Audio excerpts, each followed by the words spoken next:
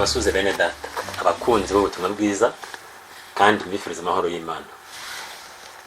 Uyu munsi nkuko mubibona ndi jenyine, ariko nzi ko ntari jenyine kuko ndi kumwe namwe, kandi Imana nayo tukaba turi kumwe ikaba iradufasha mu byo tugiye kuvuga. Mugenzanye nabo turi kumwe, nta n'umutumwa afite kano kanya, ariko tugiye gutangira somo rishyashya cyangwa se ingingo nshyashya ivuga ku butumwa bwiza. Ubutumwa bwiza, ijambo rimenyerewe na benshi, byabaye kimwe mu matwi y'abantu, ariko kandi mu mitima y'abantu bakaba nta ririmo akenshi. Abenshi ntabwo bazi iryo jambo mu mitima yabo. Ubutumwa bwiza rero ni ijambo ryiza cyane, ndetse urebye mu bagiye bahindura Bibiliya mu Kinyarwanda bwa mbere bagiye baryita inkuru nziza.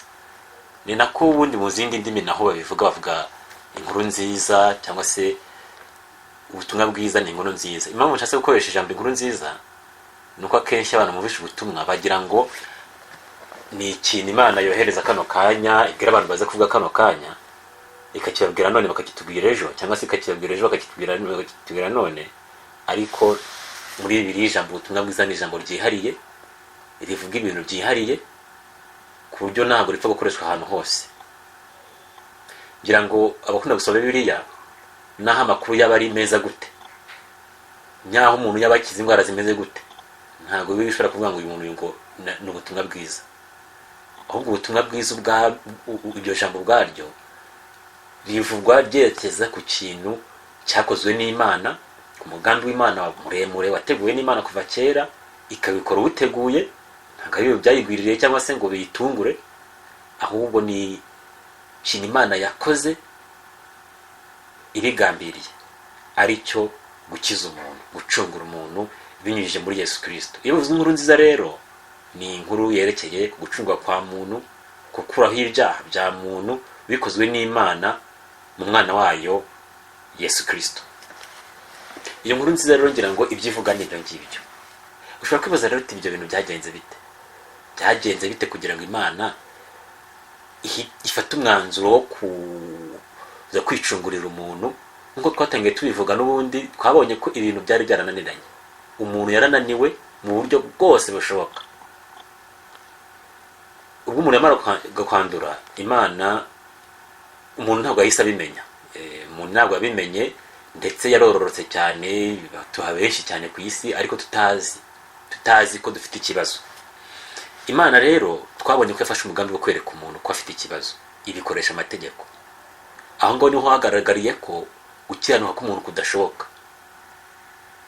Ni nacyo Imana yari igambiriye kugira ngo yereke umuntu ko adashobora gukiranuka naho byagenda bite, kugira ngo igihe Imana izikorera umurimo ntihazagire umuntu ugira ngo ni uko we yari kubishobora, ahubwo banze kwerekana uburyo bidashoboka. Hanyuma rero Imana yatangiye, nyuma yo kubyereka umuntu amaze kunanirwa, yatangiye ivuga amagambo igira iti, icyo nshaka nuko mwemera ibyaha byanyu, nuko mwera kumuranya intege nkeya. Ngo twayibonye mu rwandiko rw'Abaroma ngo amategeko yaze kugira ngo abantu bose batsindwe n'urubanza. Umugambi w'Imana wari wagezweho. Umuntu amaze gutsindwa n'urubanza, umugambi w'Imana wari ugezweho. Hanyuma rero aha niho yatangiye guhanura ibintu bijyanye n'ubutumwa bwiza, inkuru nziza. Imana yatangiye guhanura ibintu bizaba ku isi, ibihanura bitarabaho imyaka myinshi cyane.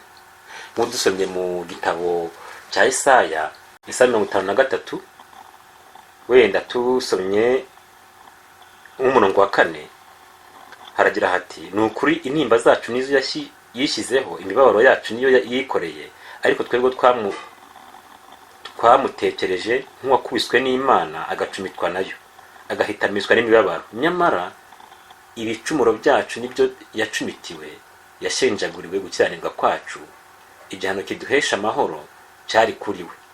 Ujye nko ku murongo wa 10, haragira hati, Uwiteka ashimye kumushenjagura, yaramubabaje, ubwo ubugingo bwe buzitambaho igitambo cyo gukuraho ibyaha, azabona urubyaro, azarama. Ibyo Uwiteka ashaka bizasohozwa n'ukuboko kwe. Niyo urumva hano ko Imana atangiye guhanura ikizaba, ngo ubugingo bwe buzitambaho igitambo, kandi igitambo kitari cyo gukora ibindi bintu, cyo gukuraho ibyaha. Ngo azabona urubyaro. Aho niho Imana yayigamije, kubona urubyaro ruvuye muri Yesu Kristo. Kandi icyo Imana yatekereje ntabwo cyari kuburizwamo, kuko murabizi ko n'ibyanditswe bivuga ko ntabwo ishobora kurogoya imigambi y'Imana. Hano rero ngo azabona urubyaro, ariko arubone biturutse mu gitambo cy'umwana we cyo gukuraho ibyaha. Iyo niyo nkuru nziza rero nakubwiraga. Ubwo abantu bari bamenyereye kumva amakuru ababwira ko bacumuye, ko baziriye amasabato, ko bagize ute, hatangiye kumanuka inkuru zihanura inkuru nziza zivuga ngo ubugingo bw'uzitambaho igitambo cyo gukuraho ibyaha. Kugira ngo urumva hano ibyaha byari birembeje inyoko muntu, kuvuga ngo ibyaha cyari cyo kintu kibangamiye umuntu hagati y'Imana n'umuntu. None Imana itangiye kuvuga icyitwa inkuru nziza ngo igitambo cyo gukuraho ibyaha. Ntabwo twinjiramo cyane uyu munsi rero, ahubwo icyo nshaka kwerekana ni uko ubutumwa bwiza ari inkuru nziza ivuga iby'igitambo cyo gukuraho ibyaha cyatanzwe n'Imana, kandi igitambo akaba ari Yesu Kristo. Rwa Petero igice cya kabiri ku murongo wa 24 aragira hati, ubwe yikoreye ibyaha byacu mu mubiri we abibambanwa ku giti, kugira ngo dupfe ku byaha duhereko tubeho gukiranuka. Nyine ngo urumva ndi mugambi w'ubutumwa bwiza ni ukugira ngo abantu bapfe ku byaha noneho babeho ku gukiranuka. Ho gukiranuka byari byananiranye, ariko tubonye ikintu kigiye gutuma umuntu abaho ku gukiranuka. Icyo nta kindi, ni uko ngo Yesu yafashe ibyaha by'abantu bose abishyira mu mubiri we, ngo tubisomye hano muri uru rwandiko, ngo biyombanwa ku giti, ngo kugira ngo dupfe ku byaha noneho tubeho ku gukiranuka. Amen. Iyo niyo nkuru nziza tugiye kujya tuvugaho buri munsi hano. Ndakurarikira kugukurikira, kuko iyi nkuru nziza uzabona byinshi.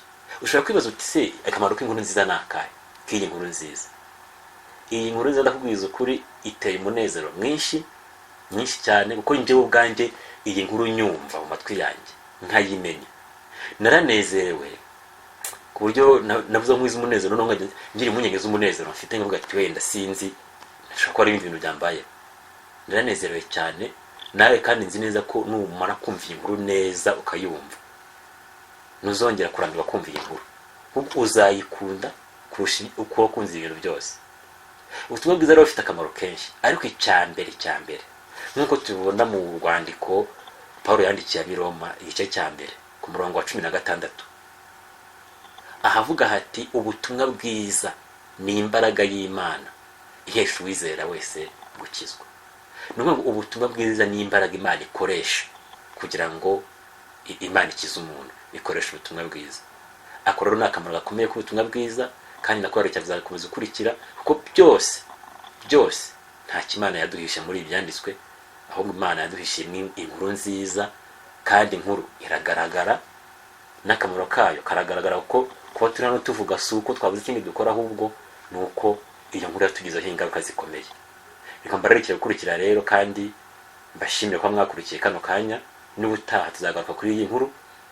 Mbashimire kuko mukomeje gukora subscribe no kurarikira abandi gukurikira ubutumwa bwiza, ubuteye inkunga umurimo w'Imana cyangwa se umurimo w'ivugabutumwa. Imana ibahe umugisha.